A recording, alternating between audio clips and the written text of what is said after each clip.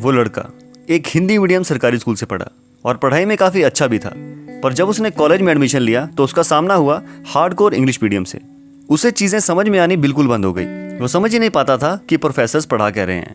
Frustrate होकर उसने college drop out कर दिया और अपना एक स्टार्टअप शुरू किया, पर यहाँ भी उसको सफलता नहीं मिली और 2005 में वो पूरी तरह से कंगाल हो गया। हालात इतने ज़्यादा खराब हो गए कि उसके पास खाना खाने के भी पैसे नहीं बचे और बहुत वक्त तक वो ऐसे ही सिर्फ एक टाइम खाना खाकर गुजारा करता रहा।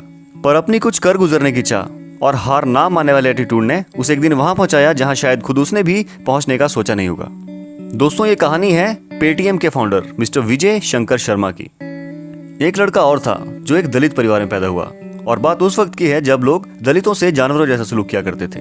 लोग उससे बात तक नहीं करते थे, उसको देखकर रास्ता बदल लेते थे। उसके स्कूल टीचर्स उसको हमेशा क्लास के बाहर बिठाते थे। टीचर सभी बच्चों की कॉपीज और होमवर्क चेक किया करते थे, लेकिन उसकी कॉपी को वो हाथ भी नहीं लगाते थे। गांव के कुएं से उसे पानी तक पीना अलाउड नहीं था और उसकी परछाई भी किसी पर पड़ जाती थी तो लोग उसे जान से मारने पर उतारू हो जाते थे।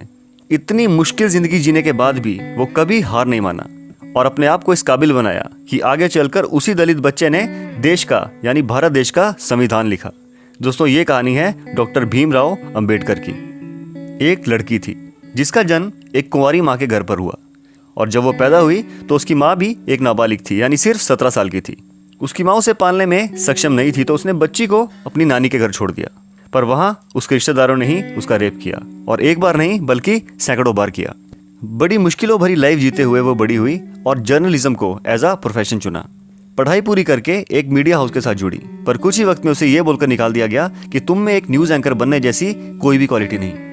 वही लड़की बाद में ना सिर्फ दुनिया की सबसे बड़ी एंकर बनी बल्कि अमेरिका की सबसे फेमस और रिचेस्ट लेडी भी बनी, जिनकी नेटवर्थ 260 करोड़ यूएस डॉलर यानी इंडियन रुपीस में बात करें तो लगभग 2 खरब रुपए है। दोस्तों, वो लेडी कोई और नहीं दोस्तों बल्कि दुनिया के one of the most famous the Oprah Winfrey show की एंकर ओपरा विनफ्रे हैं। एक और लड़का था जो एक सुपरस्टार बनने का सपना लेकर घर से मुंबई चला आया। कई दिनों तक ना कोई काम मिला, ना रहने को घर, कई रातें सड़कों पर सोकर गुजारी। सन 2000 के आसपास पूरी तरह से बैंकरप्ट हो गया, सिर पर लाखों का कर्जा हो गया।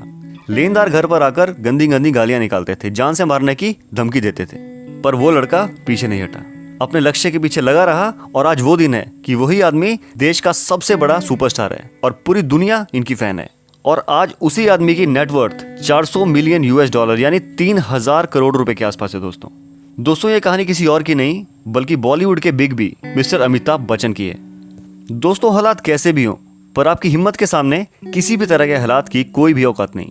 हालात झुकेंगे, बस झुकाने वाला चाहिए। इंसान की विल पावर इस दुनिया की सबसे पावरफुल चीज़ है दोस्तों, बस देर है तो उसे पहचानने की।